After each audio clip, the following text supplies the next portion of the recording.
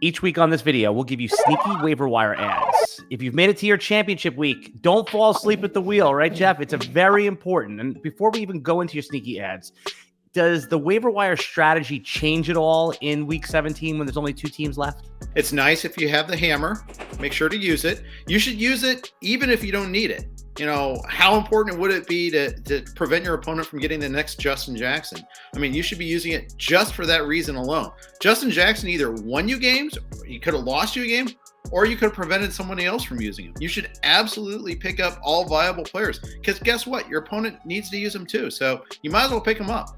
I was going to say, in past years, what I would advise people to do, and this does not apply to this year, I would tell them shed your depth. There's no reason to carry depth. Only block players, your opponent, from picking up the better defense. But we've learned now, by Wednesday or Thursday, you thought your lineup was going to look this way, and it looks completely different. If you have one quarterback, you better get a second one. You need to have depth. You need to have that backup if you're using someone on the Sunday night game or a Monday night game or something of that nature. And just shed off players that you would never start in a million years. There's no reason, if you have 3 or 4 good wide receivers, and Jarvis Landry, for example, is your wide receiver 5, you can shed him to go pick up running back 2 of your opponent. So if your opponent has Nick Chubb, you want to go pick up someone like Ernest Johnson.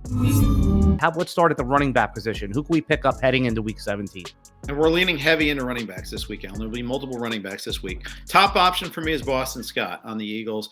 We saw that Miles Sanders broke his hand. I don't think he plays. I know it's possible, but can you see Miles Sanders catching passes with he's already kind of questionable enough as it is doing that.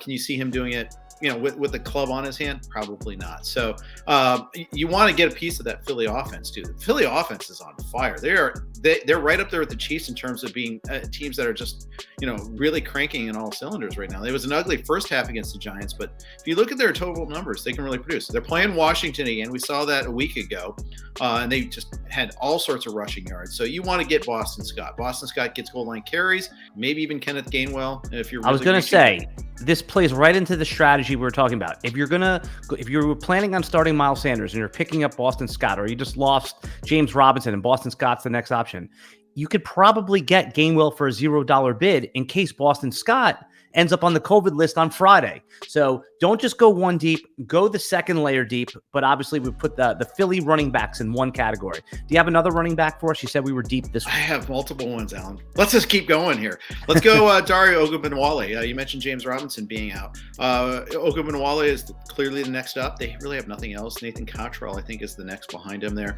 Ogunbowale had 17 carries and a touchdown against the Jets.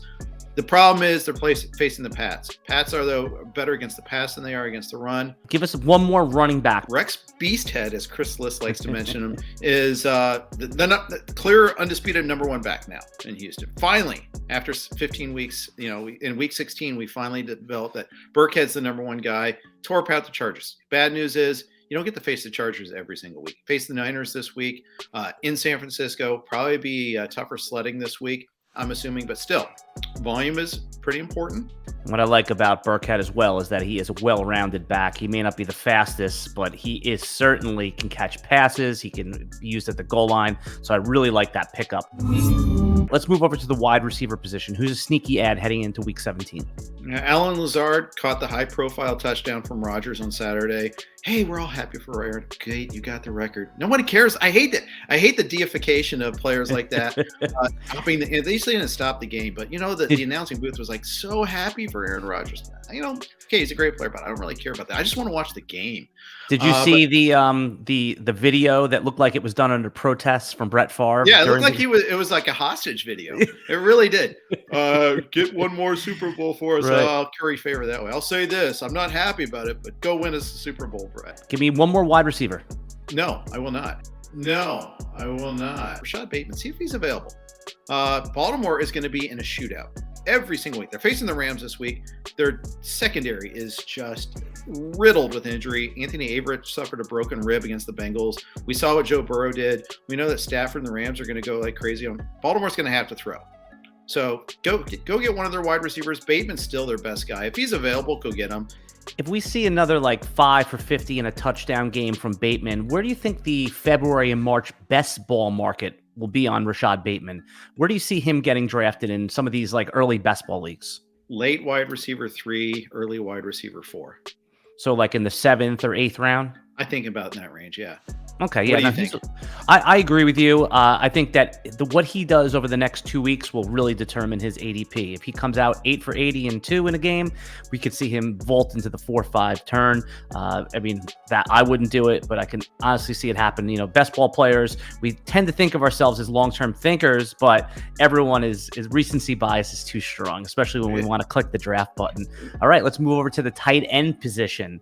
Tight end, every week I've had a different tight end in my starting lineup in one league where I'm actually doing okay. And most of those I've gotten off the Sneaky Ads video. So help me out. Right now I'm rolling with Jared Cook, but if I can't, or if something else happens to him during the week, who am I going to?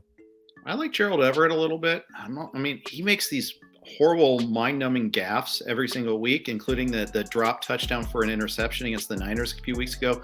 But the volume's kind of there. Gets to face the Lions this week. The Lions aren't the patsy that they were earlier in the season. They're playing hard defensively every single week. But I still think tight ends can still do work against them. Pitts had a pretty big game yardage-wise against them this past week.